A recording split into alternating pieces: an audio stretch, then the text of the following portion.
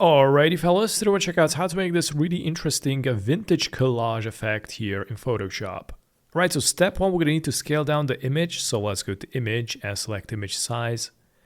And in my situation, the width is going to be 2000. Click OK. And then next, we're going to go and remove the background.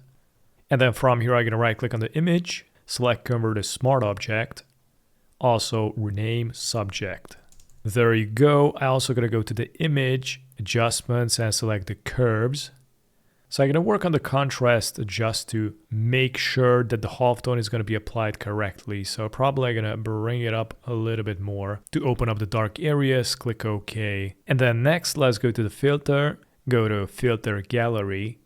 And then here I'm going to select the halftone pattern from the sketch. Make sure the pattern type is on dot. I'm going to decrease the size to 2 and increase the contrast all the way up to 50. Click OK. So now we're going to need to duplicate this layer. I'm going to press Ctrl J to duplicate. I'm going to uncheck the first one. And let's go and uncheck the filters on the second layer. I'm also going to collapse this. And let's go to adjustment layer, select the solid color. And I'm going to make this white. Click OK and bring this color fill under the subject. So from here, what we're going to need to do is select these two layers, press and hold Shift, a right click, convert to smart object. And now we're going to need to copy paste this filter gallery.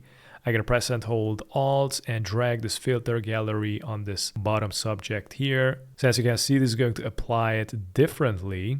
And then if I activate the first layer, this one is more lighter. So I'm going to uncheck the first layer and select the second layer with the subject. And then what we need to do here is go to the filter. Let's go down to the Stylize and select the emboss. And here all you need to do is just bring the height all the way up and then the angle on -180. You also got the amount. So these are going to be the settings. Click OK. And then next what I'm going to do is go to the adjustments. Let's go to the gradient map. Click on the gradient. And here, where's the gray area, add another handle. Location is going to be on 50. And let's go and click on this handle, click on the color, and change up the color here. I'm going to go with an orange. So it's going to look something like this. Click OK, click OK. And then up at least, I'm also going to activate the first layer with the subject. Let's select it. And here you can customize it. For example, bring it out or reposition it somewhere else.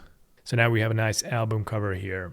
So pretty much that's how I make this collage here in Photoshop. Thanks for watching.